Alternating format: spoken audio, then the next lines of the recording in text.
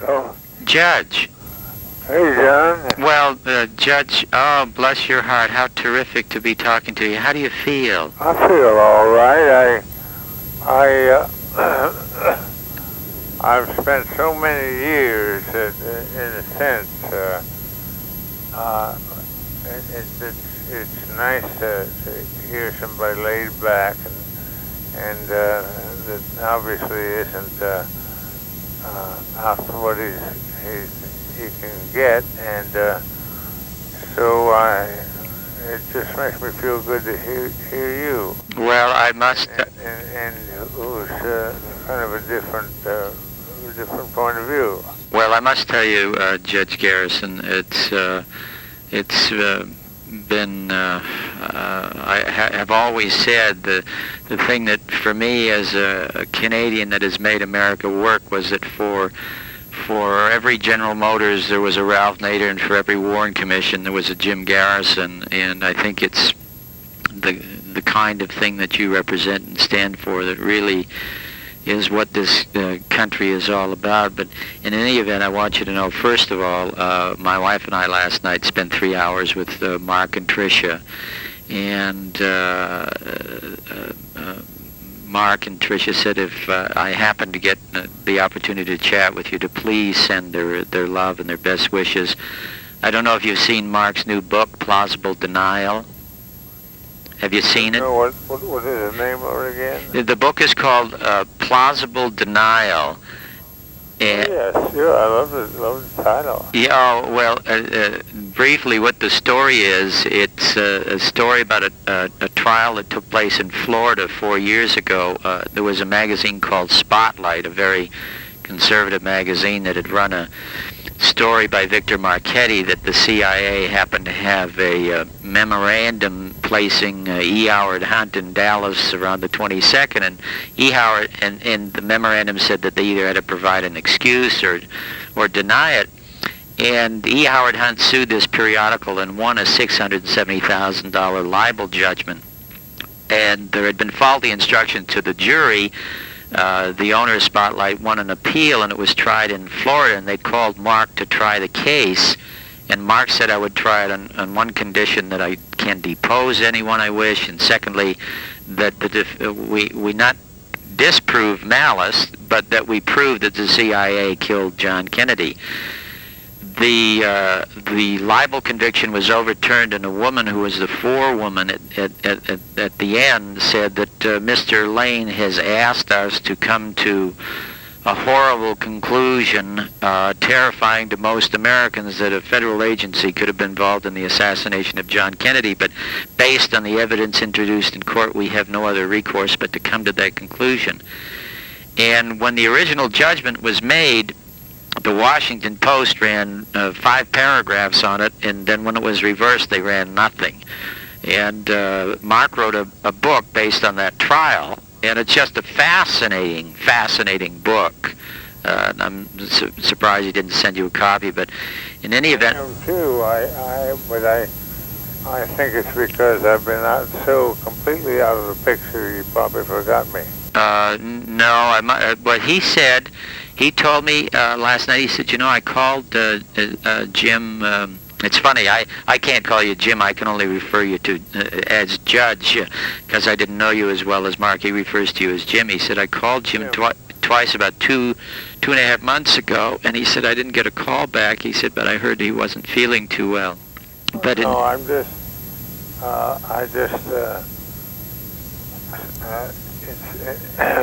sometimes I just plan to return the call and don't get around to it, and no excuse for the way I've gotten over the years, but my hobby is in a way of if nobody really needs me, I tend to let them forget me. Well, the truth is, Jim, Judge, they do. And,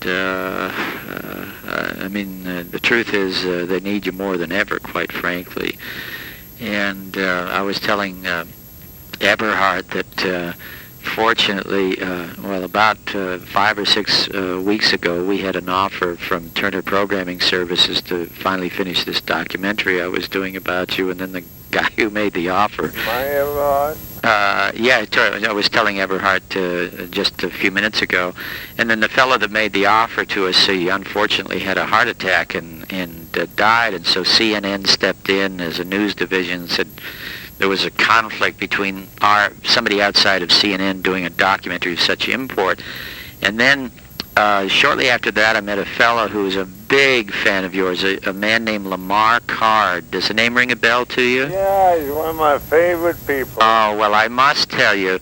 I mean, I'm sure you have people like that, too, that you've seen maybe on the back of your hand 5 times, and you wish it was 25 times. Yeah, well, it's funny because it's Lamar and yourself. It's like when I used to work as a film critic, I used to say that movies are a lot like people, that there'd be one great movie that would make up for the 20 stinkers. And it seems to hold true with human relations.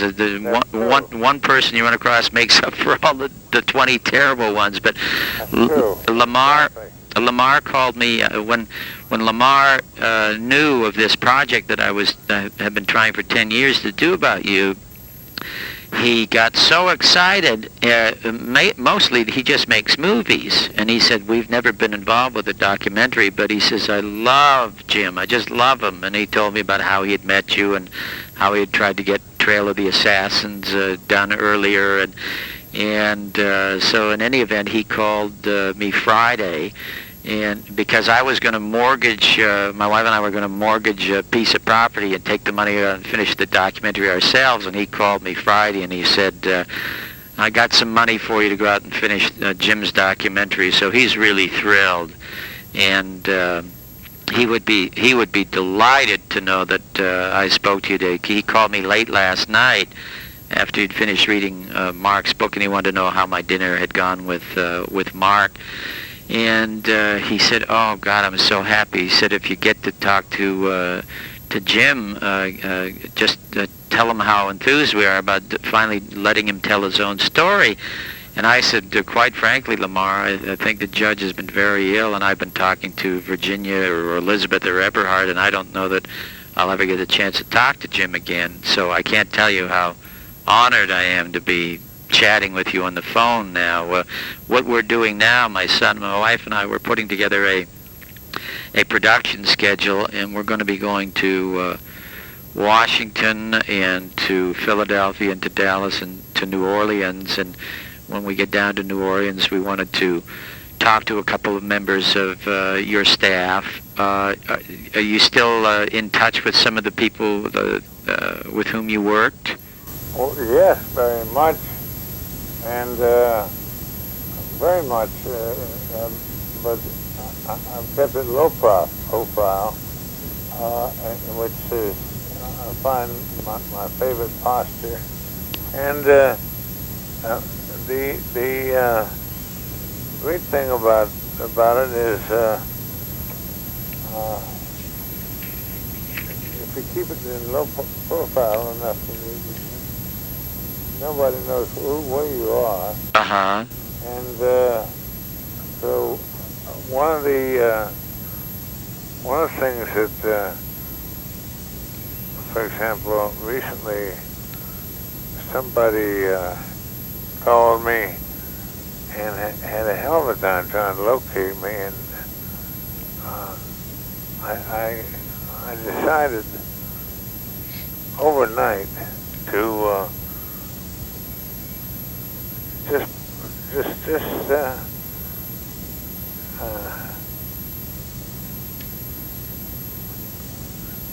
just keep my same address and everything, but change nothing else. So one day somebody called me and couldn't believe it, and wanted to know what my real address was, and I said it's the same thing. It's in a phone book in New Orleans. That's funny. It's what's our address here? That's funny. Well, do you still talk to Jim Alcott or Lou Ivan? Oh, do I? Alcock, yeah, ALCOCK. Do I still talk to them? If in my book, it's I felt so strongly about them that my book. Did you get around to reading it? Oh, I've read it 4 times. That's wonderful. That's more than I read it. But anyway, the great thing about it is, it says what I have to say about them doesn't have to be resaid. No, that's terrific. Well, the reason for that is that I wouldn't want to do anything in terms of interviews that you didn't feel comfortable with. In other words, no, but that's the great thing about it. I know that that's the case with regard to them and about me and vice versa. And in other words, if I called Jim or Lou or any of the Charlie, the guys that worked with you, and told them that I wanted to come out and talk to them about their days working with you, would they be cooperative?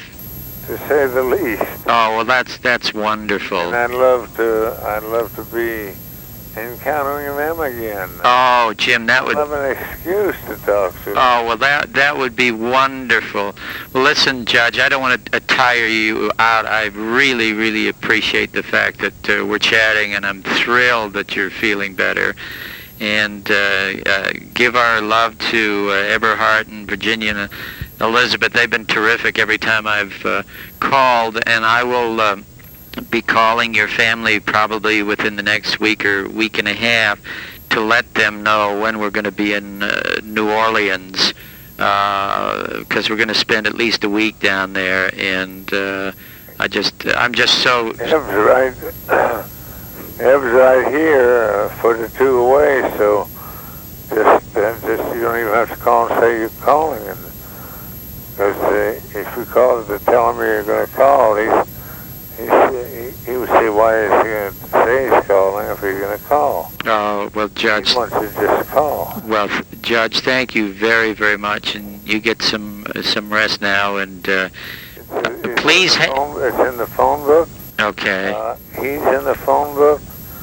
I don't know if he's phone book information. Okay. But no, I am Jim Garrison. Okay, well, listen, you hang on because we all need you. And I will be calling within the next week or so. And I think when this documentary is finished, it's called, by the way, it's called The Killing of John Kennedy, the Case of Jim Garrison. And when you see it, you're going to be very, very, very proud of it, and so is your family. That's wonderful. Okay, Jim, thank you. The nice thing about it is all of this is happening at a perfect time for everybody, because I'm literally retired now. I'm not looking for things to do at all. I'm looking for things not to do. Well, listen, if you want to do something, have Eberhard go and pick you up a copy of Mark's book, Plausible Denial. I think you'll be fascinated by it. Well, that sounds great. Yeah, I think you'll be absolutely fascinated by it. In any event, Judge, and also, by the way, if you just feel like chatting anytime, there's always our office is in our home. And if you just want to pick up the phone and call and complain about anything or talk about anything, feel free to call us, because we would just love to hear from you. Well, I've got a feeling it won't be too long before a few days like that will be starting to be available. Oh, well, that's terrific, Judge. Thank you very, very much. And could I talk to Eberhard again? Yeah, and he's the one who would have time to... Not that he has lots of time, because the exam's on his hands. Mm-hmm. The exam's on his hands, but he's going to start having it sometime. And by all means, please call him and tell him I said he is the one who will soon have the pencil. Oh, that's great. I asked him to please take any notes for me, and I'd be glad if he'd handle the notes and so forth. Oh, that would be absolutely terrific. Well, Judge, thank you very, very much, and you have a wonderful day, and we'll talk to you. I hope to make him into some kind of secretary. Every time I say that, he looks up kind of with unsatisfied look about his face. He had no discussions like that. But anyway, he has developed to be have a profound sort of executive ability. That's great. I certainly am going to need him probably more than we dreamed the rest of my life. Well, he's a terrific young man. How come everybody, the family calls him Eberhard, and you refer to him frequently as Darrow? Because I named him after Clarence Darrow. Mm-hmm. My grandfather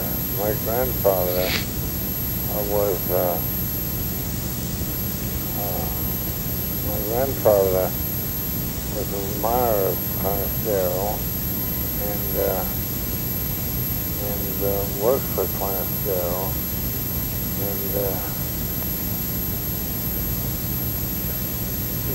but even though I named him after Clarence Darrow, he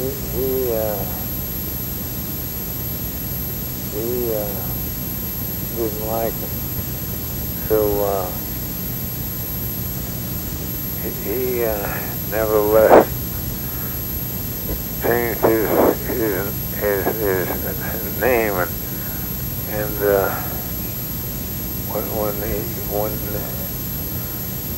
when my father was born, he changed his name to Darrow. Oh, I see. Well, could I talk to him again now? Yeah. Okay. So I call him Darrow, and I feel very strongly about him because I think he's one of the great Americans.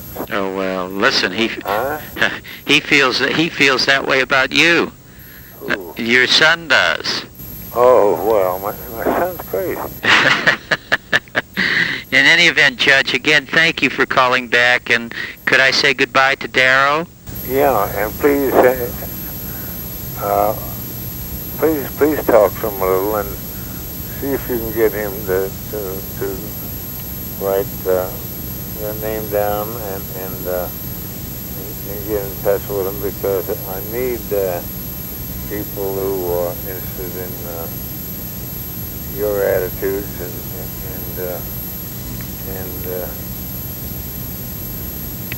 very much so. Oh, well, that's terrific, because I would love to have Darrow spend the whole week with us when we're down there helping us with this. What's your part of the country?